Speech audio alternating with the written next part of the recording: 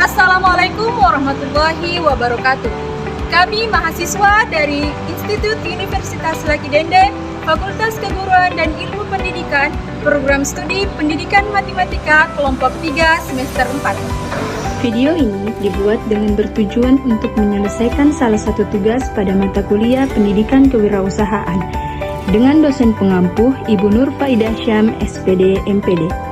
Kami dari kelompok 3 dengan beranggotakan 3 orang yang masing-masing berkontribusi secara aktif dalam penyelesaian tugas kali ini dengan memaparkan materi terkait teori kreativitas dan prinsip-prinsip sebagai dasar pemikiran kreatif sebagai kunci sukses dan cerdas dalam berbisnis. Sebelum masuk pada pokok pembahasan materi, izinkanlah kami memperkenalkan diri terlebih dahulu.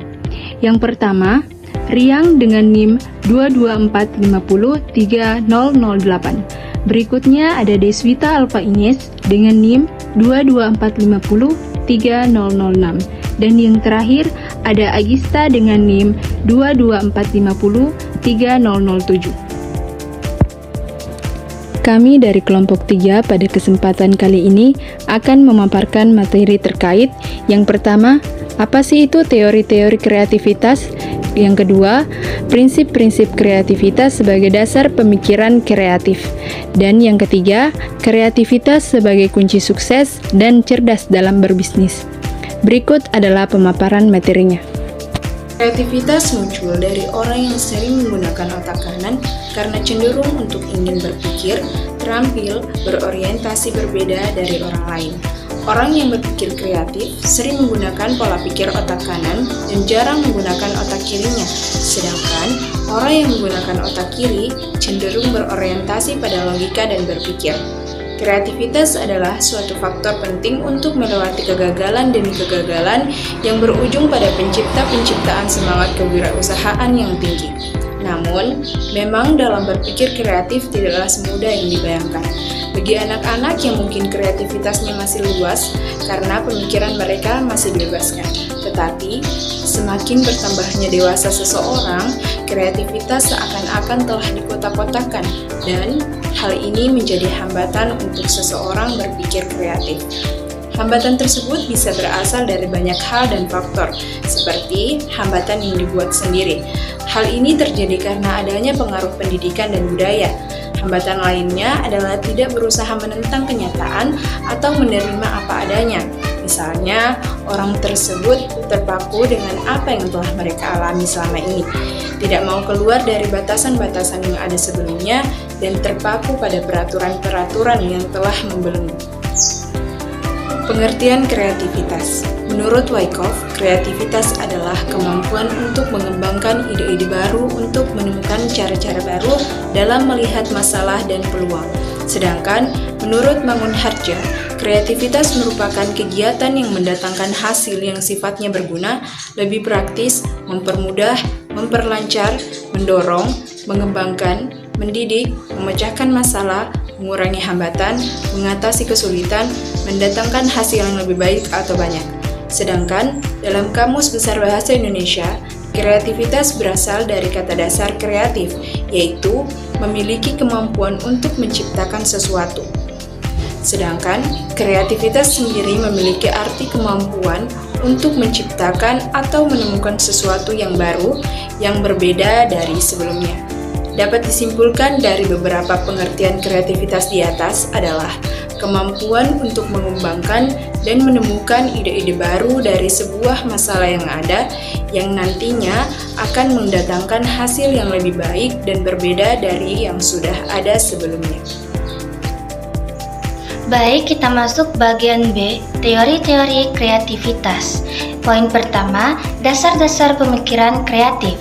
Kreativitas merupakan memikirkan sesuatu, kemampuan seseorang untuk melahirkan sesuatu yang baru, baik berupa gagasan maupun karya nyata yang relatif berbeda dengan apa yang telah ada sebelumnya.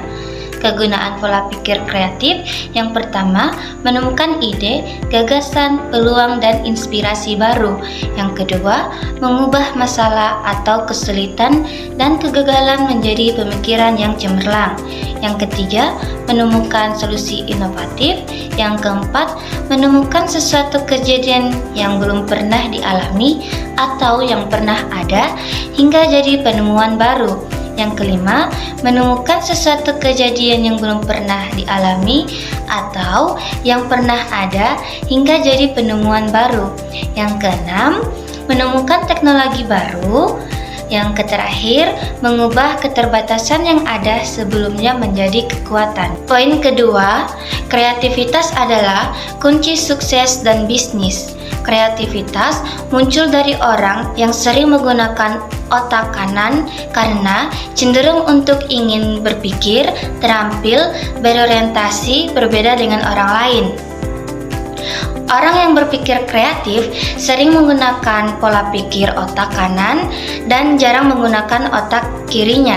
Sedangkan orang yang menggunakan otak kiri cenderung berorientasi pada logika. Berpikir kreativitas adalah sesuatu faktor penting untuk melewati kegagalan demi kegagalan yang berujung pada penciptaan.